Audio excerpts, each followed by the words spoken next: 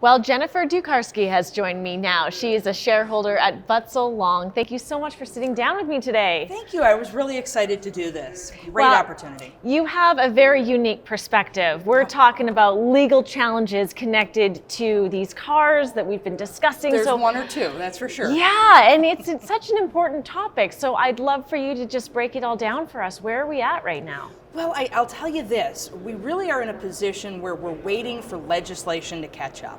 It's pretty obvious that long term we need more legislation, we need more regulation, but we just aren't there yet. So where we're at today is we're working with a lot of piecemeal state statutes that say a little bit of everything and a lot of kind of nothing that is the same. Right. So some states do great for testing, some are just experimenting with it, and some are just thinking about whether they want to experiment with it. So we need a big federal push, and we need that as quickly as possible. And honestly, when we don't have that, we really truly need to rely on the engineers and everyone who's participating with SAE to create those standards so we can keep moving forward.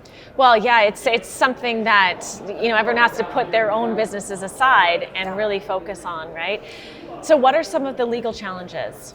Well, one of the biggest challenges I see right now is, believe it or not, in the contracting phase. I do a lot of this work personally, and it's trying to get the right partnerships and build those right relationships and fairly and equitably split the balance of legal liability. Everybody's worried about what happens when two cars collide and they're both driverless, or they're both connected vehicles that have directed somebody into a bad position. And really, we're pretty settled on where that's at. It's going to be pretty clear cut, at least in my opinion.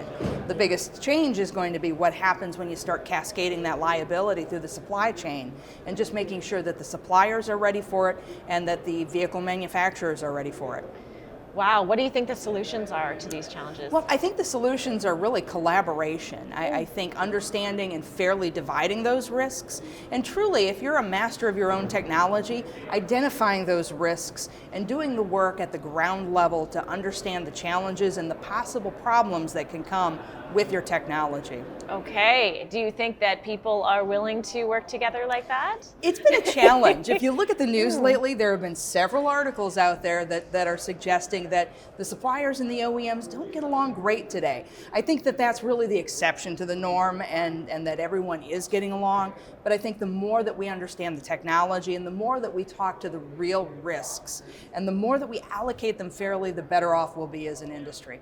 Do you think it will take connected cars actually being out in the world a little bit more for this to be actually addressed? I think it's going to help, and I think really once we get out there in the world and consumers are comfortable with the technology we have, there's just going to be a bigger push to even get that legislation out that will build up our ADAS systems and ultimately lead to that autonomous vehicle on the road in a real way and not just in a test way.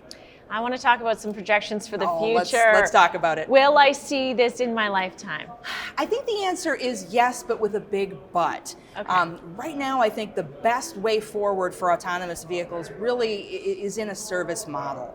I think as we get to this technology and we put it out on the road, we're first going to see it, whether it's the Ubers, the Lyfts, those types of companies, or we're going to see it in small vehicle fleets, in small pilots. That's how we're going to see it roll out. But I think until we can get the costs to a position where we can control it, and the technology reliable enough, ownership for you and me, I think we can hope to see it when we're old enough to want to hang up our keys and let somebody else drive us. But I don't think it's going to be something that is going to be as readily available as everyone dreams. Yeah. We definitely aren't going to be in the Jetsons in the next 5 years. Darn, I was really hoping for that. It would be fantastic, trust me. Any other projections that you see coming at us? Yeah, absolutely. Believe it or not, with this Congress, yes, and even in this Congress that has difficulty in naming a post office, I see them making some moves that are really going to impact the industry, and it really will impact the connectivity and those vehicles of the future. I see us moving towards regulation on cybersecurity and data privacy.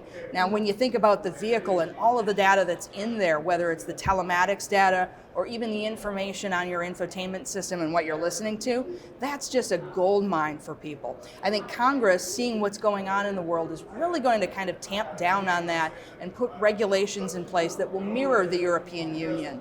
So for everybody who's seen those 4 state laws passed, I would say get ready, because we're going to see a kind of European Union light version start to spread across the U.S. in all the states and possibly federally.